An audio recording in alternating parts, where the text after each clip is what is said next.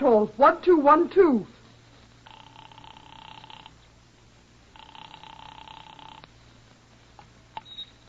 This is Scotland Yard.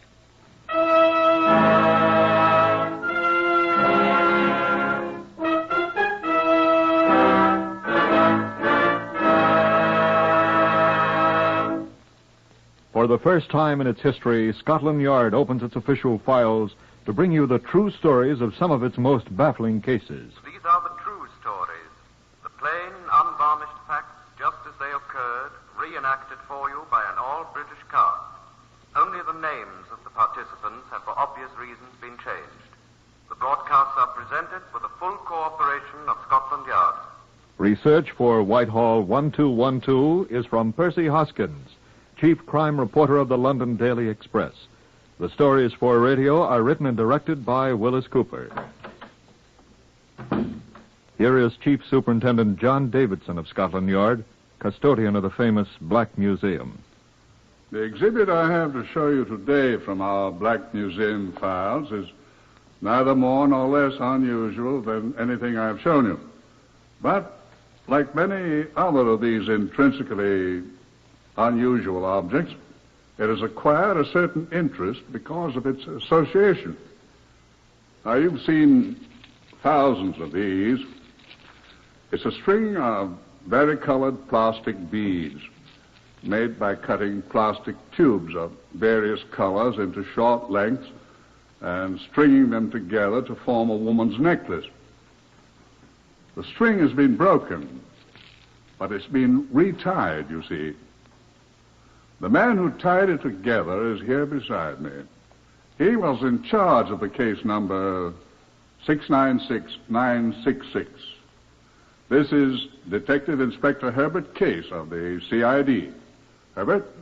This case is one of the few in which the press was able to be of considerable assistance to us. Not, I assure you, by usurping the functions of the police, as so many fictional newspaper men do so fictionally successfully, but by passing on to us with remarkable celerity everything they discovered, and leaving the dirty work to us whose job that is. I applaud such pressmen, as does every good policeman. On the 9th of August last year, the Criminal Investigation Department of Nottingham received a trunk telephone call from London. The call was routed to me. The caller identified himself. John Marchbanks speaking. Inspector Case here, Mr. Marchbanks. Oh, yes, yes. Look here, old fella. I've had a telephone call from Nottingham that I suspect wants investigating. Yes, sir? A man's just called to tell me that he's willing to sell me, for a considerable sum of money, the exclusive first-hand story of a murder. May I ask who you are, sir? Oh, sorry. Yes, I'm editor of the News of the World in London. We've the largest circulation in Britain, you know. I've seen your paper, sir. Yes. Well, this chap told me that he had the story. Says you chaps don't know anything at all about it yet. So I thought I'd better notify you. Oh, well, that's very good of you, sir. Did the man give his name? Yes. I told him I'd have to consult my superiors, and I'd ring him back at 12:25. He's at a telephone kiosk there, and the number's 633191. And his name? Brown. George Brown, he said. Although I suspect that rather too easy, isn't it? Probably his nom de plume. You're going to talk to him at that number, sir? At 12:25, I told him. Yes. Thank you, sir. We'll be there with him. Goodbye. Good luck. And don't forget the News of the World, Inspector.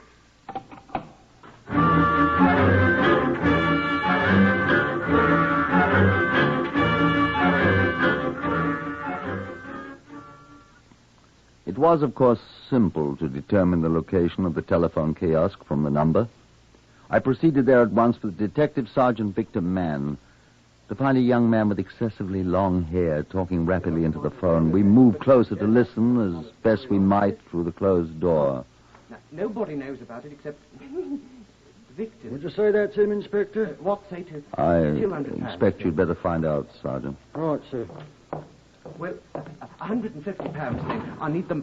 Your name, George Brown? Excuse me, there's some... I'll have that telephone, please. Look here, who are you? CID cop, give us the phone. Hello, are you there? Hang on a sec, please. This is the police. You want to talk, Inspector? Look, I say... Are you George Brown? I am. I was... It's him, Inspector. Thank you. Just wait, you, Brown. Hello, is that Mr. Marshbanks? It is? Good. Was that your man? Right, we're here. We'll have a talk with him. Eh? Oh, yes. Of course, I'll remember. Thanks very much, sir. Now, Mr. Brown. Who are you, the police? We are. What's the odd cards? I was going to call you at once, officer, just as soon as I got finished with my London call. I suppose you tell us now. We're right here. May I sit down, please? On the bench there.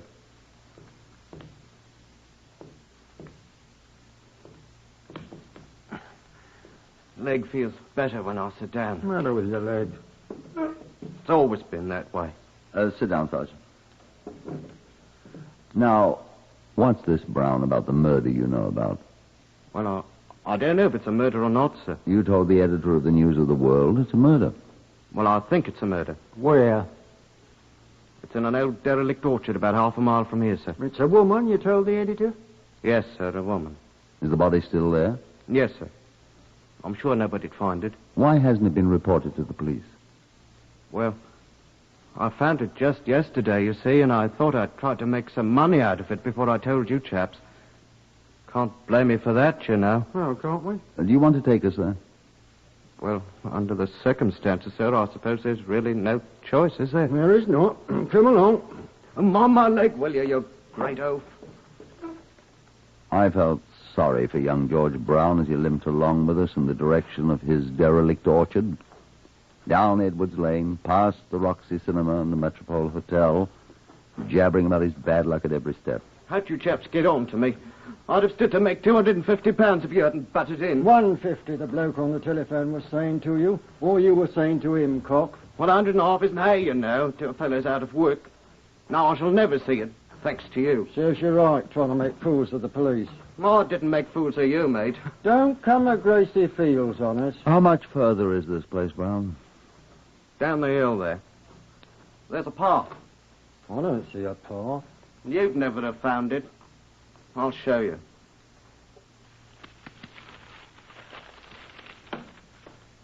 Here, see? It's all grown over, but there's your path. Where's this body? See down there, at the bottom? That pile of rags? It's her coat. It's been thrown over her. Who threw it over her? How do I know? The murderer, very likely. How'd you find her? I saw beads lying on the path here. Oh, I'd better give them to you, hadn't I? You had. Oh, I'm sorry, I forgot them. Here. Better tie them together, hadn't I? How do you know they're hers? I don't know. Seems probable, though, don't it? We'll see. Well, come on. Oh, I'm not going down there again. I've seen her. Now, come on, pal. No, I won't do it. It was tough enough climbing up and down yesterday with my leg. I'll stay here. You go on. Too right, you'll stay here. Shall I climb down, sir? I'll go. You stay here with the prisoner. Prisoner? I'm not arrested, am I? You are now. I arrest you on charge of willfully concealing evidence of a violent death, and I warn you that anything you say will be taken down in writing and may be used in evidence. Satisfy your cook? What are you going to do with me?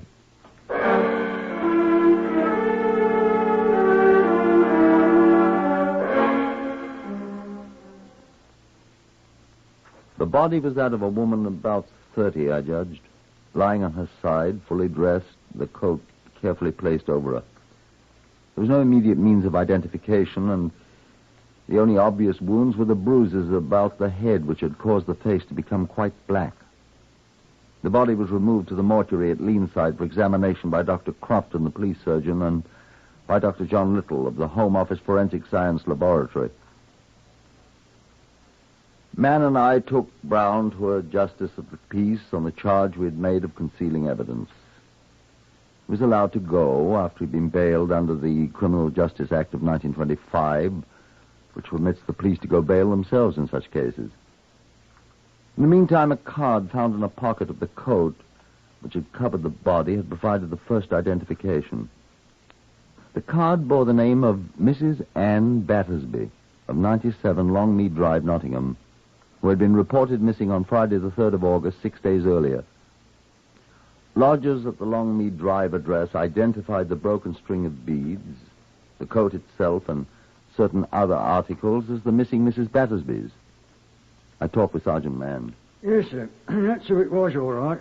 This Battersbye woman. Body's been identified. Who identified her? Her husband and these other people, sir. What about her husband? Oh, I've talked to him, sir. You all right? Well, I brought him along with me, sir. He here now? Yes, sir. Let's have a look at him. Right, sir. Mr. Battersbye. Yes? Come in, please.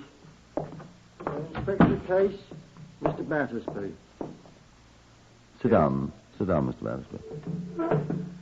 I was wondering if you can tell us anything, sir. I've tried to think. I can't imagine. Your wife's acquaintances, is there anyone at all? I don't know of any. The ones I know are other women. No woman did that, Inspector. No. How do you account for her being found in that particular place, Mr. Battersbye? I don't know. Except it's near the Roxy Cinema. That's where she was going when she left. She told Tommy. Tommy? Thomasina Jane, our daughter. She was home when Anne left. Where were you, Mr. Battersbye? At work. What's your occupation? Advertising copywriter. For an advertising concern? No, I'm self-employed. My office is in St. Peter's Gate. I see. And when did you discover your wife missing on the 3rd? She wasn't there when I came home. It was 10 o'clock at night.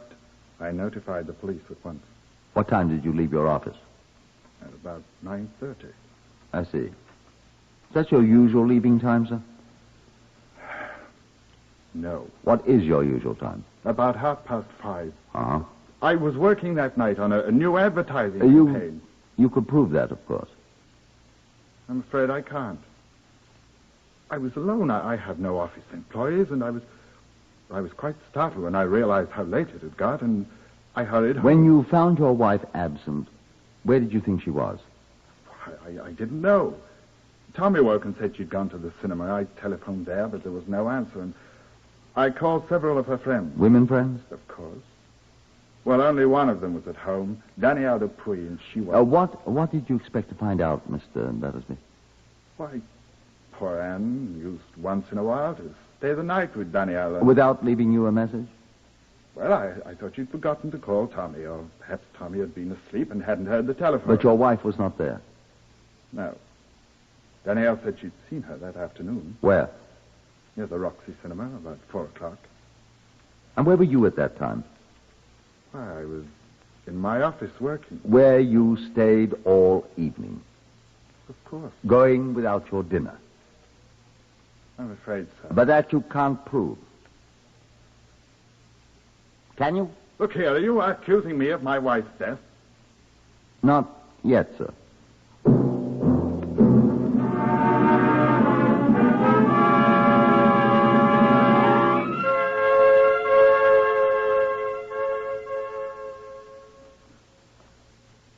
Now, let me tell you what Dr. Little, the Home Office pathologist, said to me.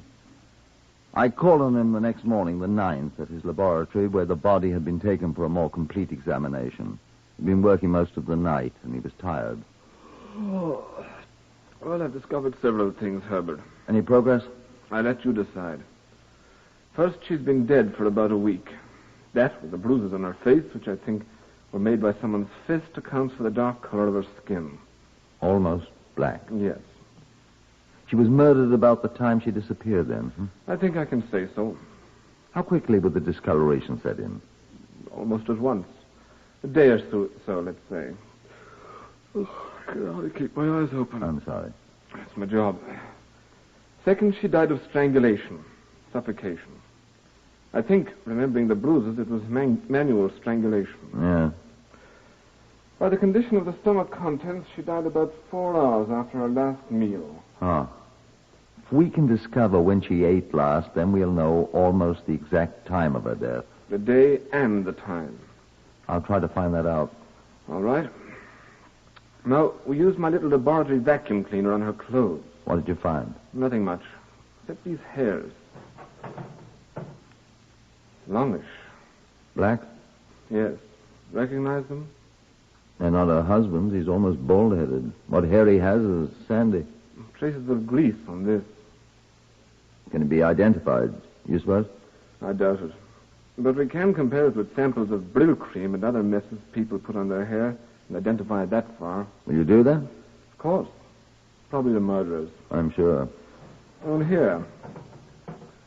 This is what we found under her fingernails. Oh, excuse me. More hair? Shreds of fiber. From her coat or dress?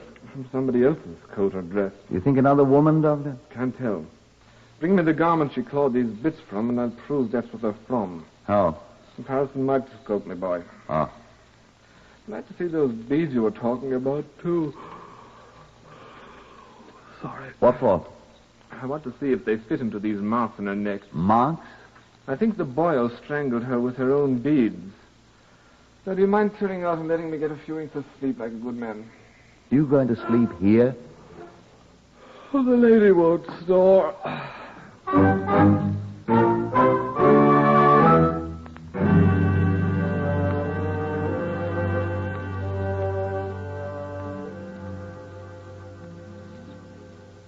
Leaving Dr. Little to his well-earned rest, I sought out Sergeant Mann for a conference. He listened attentively to my instructions. All right, sir. I've got it all, I think. The beads. To take him to Dr. Little. Right. Battersbye. Ask him for samples of his hair. What else? Look over his wardrobe and get samples of fibers from everything and bring them to the Forsenic laboratory. Oh, yes, and find out from him how to reach the Stanil du Puy. I admire your pronunciation, Sergeant. Well, the girlfriend of Mrs. Battersby. And ask her to come and see me. Ask her? Fetch her. Hope she's pretty. She's French. On his swore, qui mal y pense. What? French, I'll speak it like a native. Well, try it on Mademoiselle Dupuy. Try what, sir? Get out of here. Send in that man that's waiting. Man, sir? The newspaper fella. Oh, the little fat man from London. Send him in. Yes, sir. You can come in, sir. Oh, thank you. Excuse me. I am addressing Inspector Case, am I not? You are, sir. I take it you're Mr. Marshbanks. Of the News of the World, London. I was speaking to you yesterday, sir. Very glad to see you, sir. Oh, thank you. May I sit down? By all means. Well, you uncovered a real one, Mr. Marshbanks. What brings you to Nottingham? I came down to see this murder story merchant, Brown. He telephoned me again last night. Oh, did he? Tells me that you've arrested him. Well, teach him to conceal evidence. He's on bail now, but he'll get sent down for a few months when his trial comes up. What did he tell you? Tell me? When he telephoned you. Oh, well, I promised to give him £70 for his story, provided you have no objections. It's our type of thing, after all, you know. Come down on this price, doesn't he? Oh, no, that was my doing. We're not in business for our health, you know. It's all right with you, provided, of course, that I show you the story first. I see no harm in it, as well. Oh, good. Thank you. Ordinarily, I'd let our staff man here in Nottingham handle it, but I wanted to get away from my desk, and I confess this intrigues me. Yeah. I say, I was thinking of something. Can't put down an old newspaper man, can you, Constable? Inspector. Huh? Oh, I am sorry. Of course, Inspector. Writes many bloody things about constables in the paper, you know. I am sorry. Do forgive me. What were you thinking of? Oh, I was just thinking, what if this young chap turns out to be the murderer himself? Wouldn't that be jolly? Would be quite interesting, Mr. Marshbanks. I know what I should do. What? I should give him an extra £50. But only if his story is exclusive, sir. Only if it's exclusive, mind you. You're very generous, sir. It'll be worth it. Oh, it'll be worth it. Well, sir, if I allow you to leave me upon your lawful occasions now, I trust you will leave me to mine. Huh? I shall see you again before the day is over, sir. Oh, with my exclusive story, I promise you, sir. Good morning.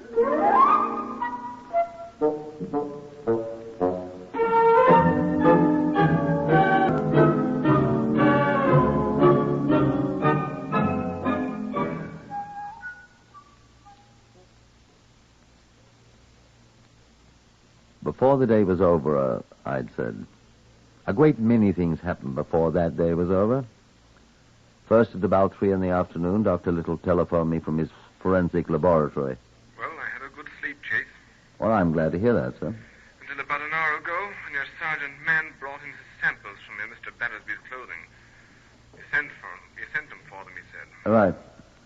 I checked about half of them. They don't match with the samples under her fingernails. Oh, they don't. Cheer up, Herbert. I've still got quite a lot to look at and compare. Oh, and his hair doesn't match either. Sergeant Mann brought a sample of that.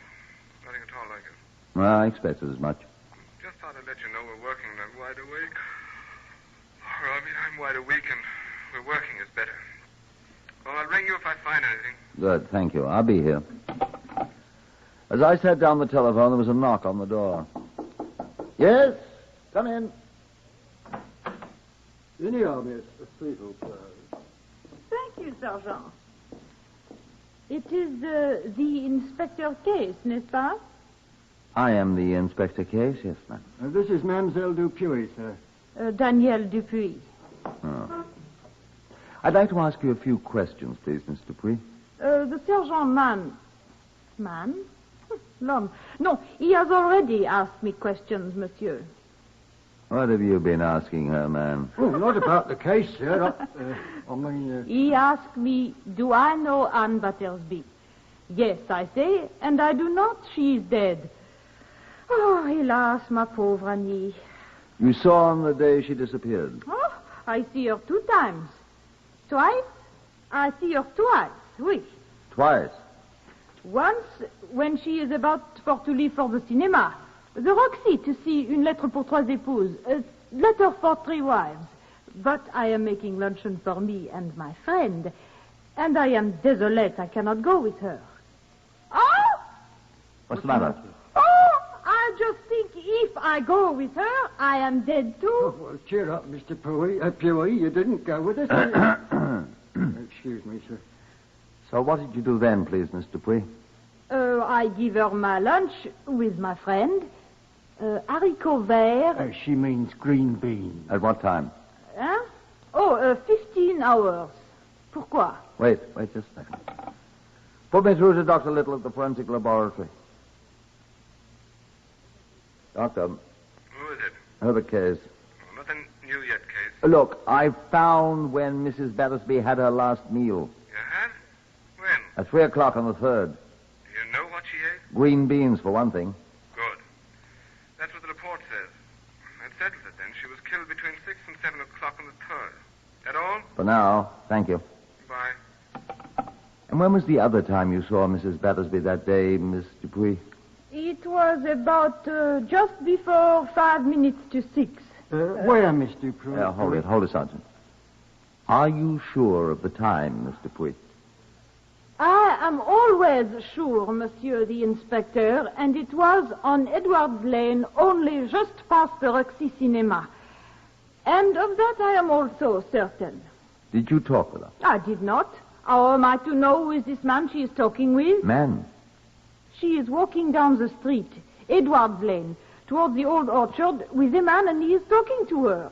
Would you recognize this man again, Miss Dupuy? Oh, I am not sure I would know his face for sure. Did he have a lame leg? How you know that? Did he? Why? I wish you had asked Mrs. Battersby to go with you. But I could not, monsieur. I had a very important appointment. Why do you wish so? Because I think you saw the man who murdered her about half an hour later.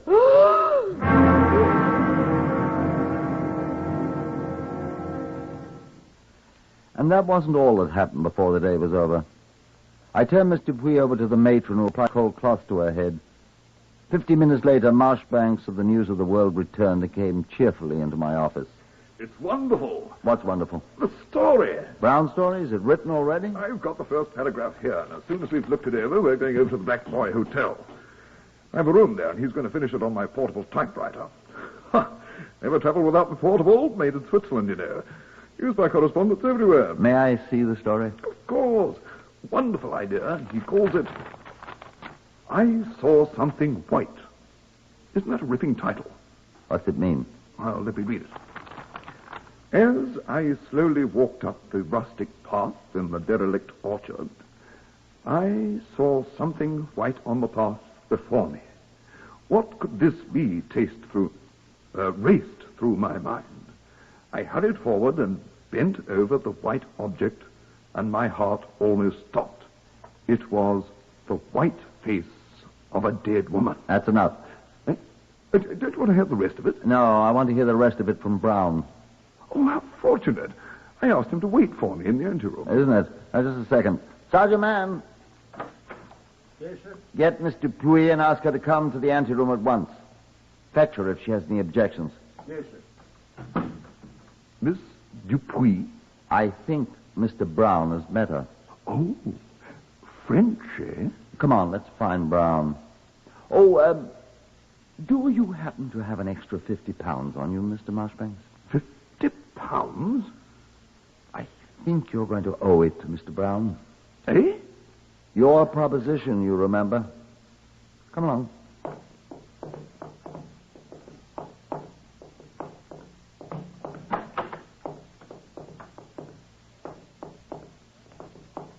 Oh, there you are, Brown. Oh, how do you do, Inspector? Have you been reading my story? The first paragraph, I mean. I found it very interesting. I like it very much indeed. Well, thank you. You said you saw her white face. Oh, I thought that was rather a good touch. It was if you'd seen her face within an hour or two after you'd killed her. What are you saying?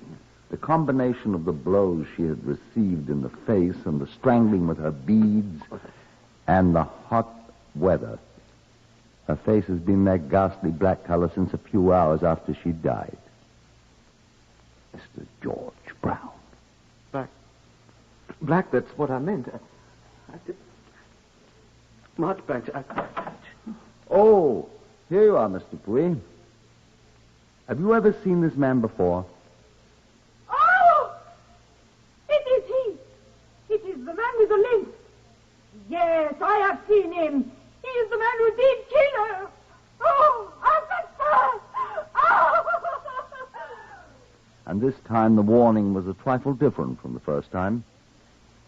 George Brown, I arrest you for the willful murder of Anne Battersby. I warn you that anything you say will be taken down in writing and may be used in evidence.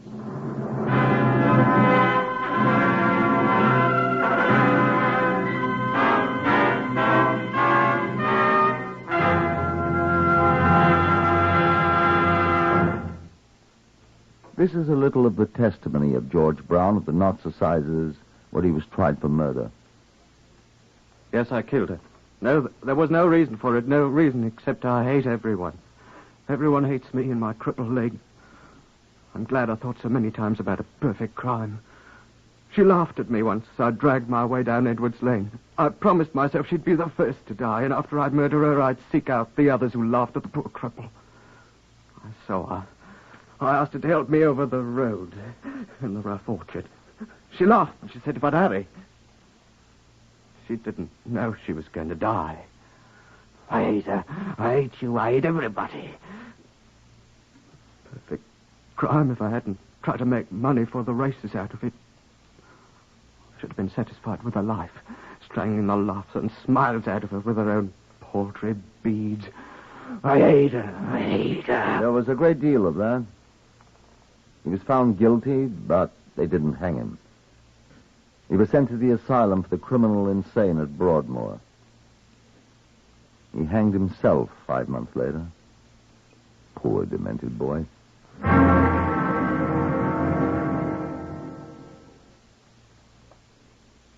Heard on Whitehall 1212 today, Horace Braham as Inspector Case. Others in the order of their appearance were Harvey Hayes, Maurice Dellamore, Carl Harbord, Lester Fletcher, Glenn Former, Gerard Burke, and Patricia Courtley. Lionel Rico speaking. Whitehall 1212 is written and directed by Wyllis Cooper.